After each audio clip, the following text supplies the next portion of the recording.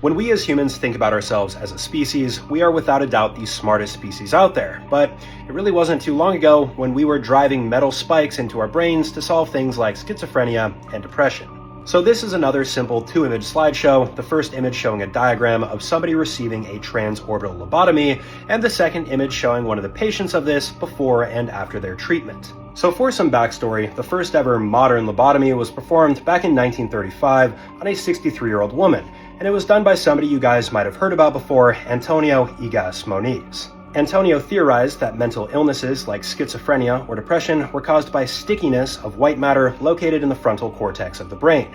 He then developed his version of the lobotomy, which oftentimes involved injecting alcohol into the frontal cortex and severing a bunch of ties there, which he noticed would cure aggression. And despite the fact that there was quite a bit of pushback from people at the time for the lobotomy procedure, Antonio ended up winning a Nobel Prize in 1949 for his findings with the lobotomy. Now, even though Antonio was the one who developed the lobotomy, there was another man by the name of Walter Freeman who's really the one who popularized it and started handing them out around the United States like candy to kids. Then, in the 1940s, Walter developed his own version of this procedure known as the transorbital lobotomy, which didn't have to take place in a surgical setting at all. You could literally do it in the back of a van, and that's actually what he did on a lot of occasions. In the following years after developing the transorbital lobotomy, Walter would literally travel around the United States in something that he called the lobotomobile and give this procedure to anyone who asked for it, all the while advertising it as a common solution for simple mental ailments. And because his entire goal was to advertise this, he would oftentimes take photos of patients before and after their lobotomies and paint it in a positive light so even more people would jump on board this train.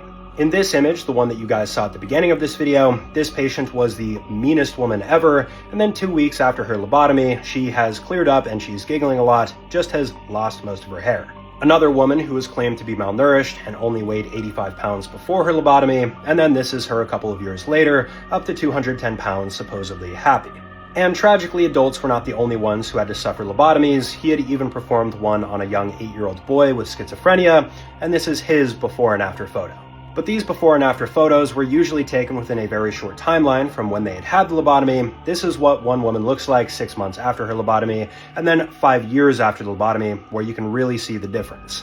Eventually, though, the final lobotomy took place at the hands of Walter Freeman in 1967, and when all was said and done, roughly 50,000 people in the US had underwent this procedure, and many of them felt the everlasting impacts of it.